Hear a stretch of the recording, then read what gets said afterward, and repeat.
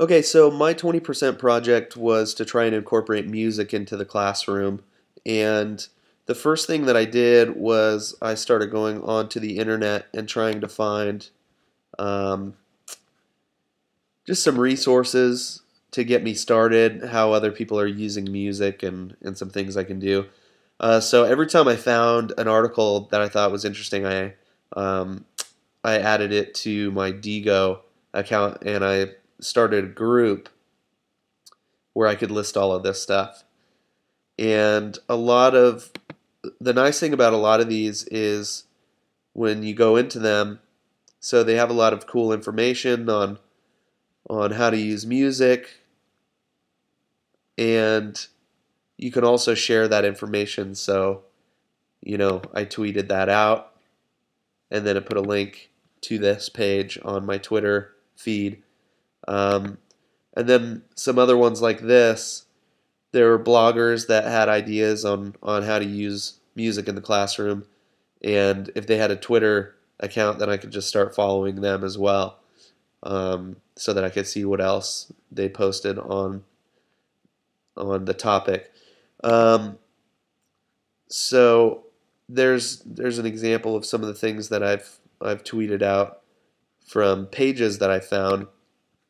Now, once I started getting an idea of how to use music, the most helpful resource that I found is Spotify, which is a free application, and you have access to all kinds of music, and you can set up your own playlists like I did over here.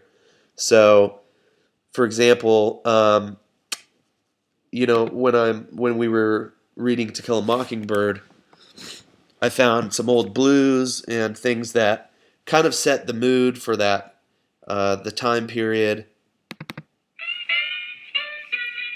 and it just kind of helped when I was talking about it to kind of play some of the music for the kids.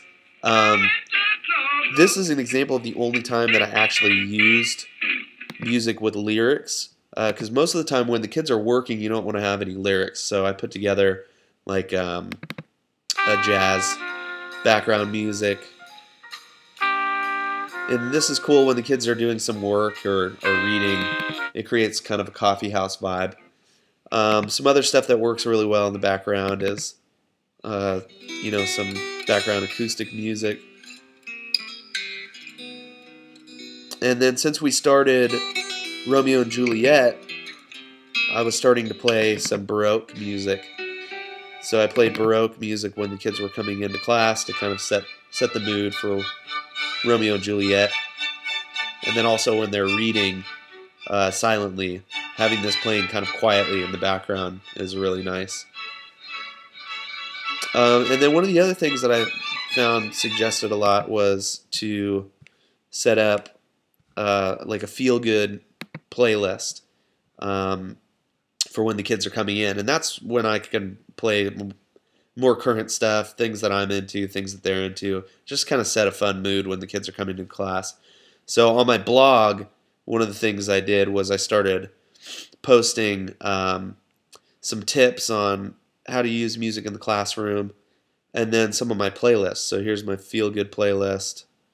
Here's background music, my jazz one, the Baroque playlist.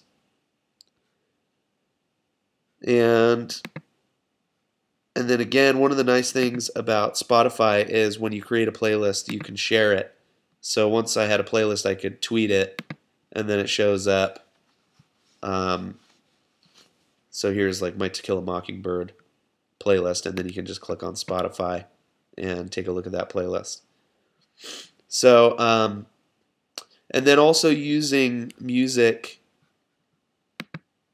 in different ways, not just as background music, but there are a lot of cool ideas on using lessons. So a lot of good resources and a lot of cool ways to organize that information using Digo, and then share also using Digo and Twitter and my blog as well. All right, thank you very much.